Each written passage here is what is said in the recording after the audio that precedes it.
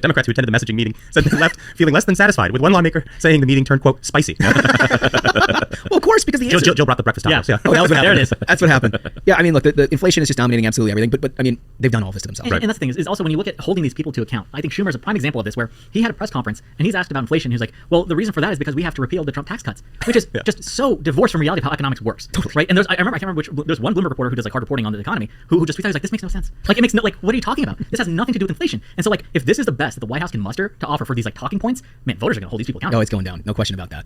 Did you guys see the video? Apparently this is from a little while ago, but it just started circulating, went viral this week about the drunk squirrel. I absolutely saw this. I mean, this is, if you don't, it's, the Sun posted it on their Twitter account, and it's a drunk squirrel after it was, I guess, eating fermented pears that were left out by accident. Yeah, sometimes you just leave fermented pears out there.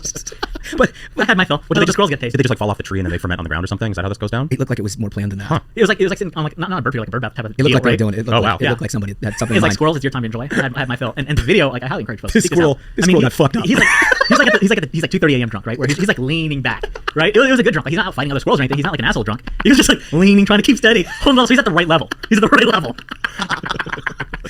The update was that the drunk squirrel is doing just fine. Yeah, I mean, he looked like he was doing great. He just needed to sleep it off. I aim for that level. But speaking of animals, or people acting like animals, it looks like we've got a new study, studyfinds.org. They're talking about people on planes. Mm-hmm. I know this is sort of a hobby horse for you, Smart. Yeah, I mean, everyone should know this is fact. In a new poll of over 1,000 Americans, 45% think travelers are less self-aware and ruder now than they were before 2020. Self-evident, right? Yeah. Don't you think? Yeah, I absolutely believe it. I mean, when you walk through the terminal, you see the line of Southwest. It's pretty damn clear. Right? Animals have taken over. It's a goddamn zoo. If you need to prove that people aren't taking their fellow travelers into consideration, the poll finds a staggering 94% think it's acceptable to bring smelly food onto an airplane. No, Unreal. don't do it. What's wrong with Please this? don't do it. Wait, why? Why would they do think smelly food? Like I'm thinking 94% say yes. Like, what the hell is wrong with I'm it? thinking like if somebody comes on with like microwaved halibut. Yeah. It's Like that plane is, you're going to have a marshal. How do you have get through security? Like, you're just like, I'm checking in, the fish I just microwaved before I rolled up. I'm going to crack this open on the plane. Like, in a closed tube with a limited amount of air, that's where I'm letting the halibut loose.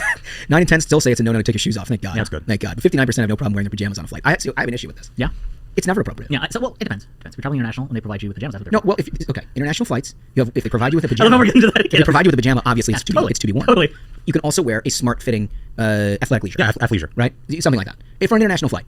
But you should not be wearing hoodies on like a 2-hour flight. That's Well, it just my depends. deal. Sometimes I roll up to the airport like NBA player style, the matching With the headphones hoodie. and shit? Yeah, totally. In the shades. I think that's an okay look. You're part of the problem. But if it's a serious flight, if you have to like conduct business as soon as you get around, of course you have to. It doesn't bother me. That doesn't bother me. I think traveling is bad enough as it is. You should be able to wear whatever you're comfortable in. Really? Yeah. But then you see what these people show up. See, that's also a slippery slope.